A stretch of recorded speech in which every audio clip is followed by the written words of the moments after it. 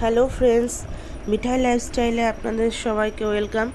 তো আজকের ভিডিওতে নিয়ে এসেছি, আজকে করব আলু কাঁচকলার ঝোল ডালের বড়ি দিয়ে।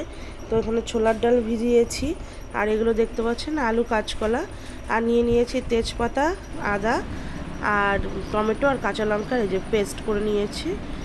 এর সাথে জিরের গুঁড়ো দেবো না, আজকে ভাজা মশলা দিয়েই করব।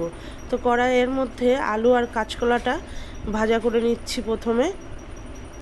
তারপর যে ভিজিয়ে রাখা যে ছোলার ডালটাকে, ওটাকে অনেকক্ষণ ভিজিয়ে রাখার পরে তারপর ওটাকে পেস্ট করে নিলাম। পেস্ট করে ওর মধ্যে সামান্য নুন হলুদ দিয়ে ব্যাটারটা তৈরি করে নিয়েছি। তারপর কড়াই বসিয়ে দিয়ে কড়াইয়ের মধ্যে একটু বেশি করে তেল দিয়ে, তেলটা যেই গরম হয়ে যাবে তারপরে মিডিয়াম ফ্লেমে আগুনটা রেখে ডালের বড়াগুলো ভাজবো। দেখুন বড়াগুলো খুব বেশি বড়ও না, খুব ছোটও না, আপনারা চাইলেন বড়ও করতে পারেন, ছোটও করতে পারেন। এই যে ডালের বড়া আমার ভাজা হয়ে গেছে, এই যে ভেজে রেখেছি।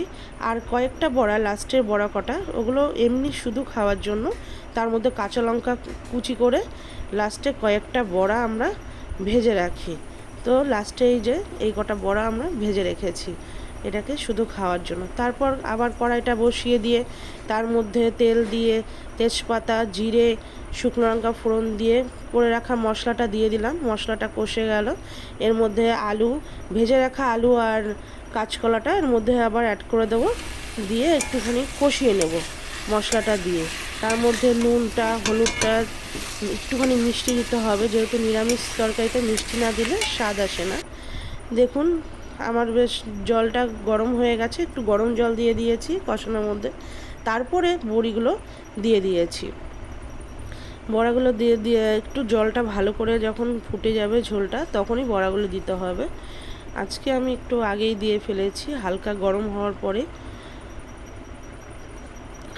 তো দেখতে পাচ্ছেন যে ঝোলটা ফুটছে।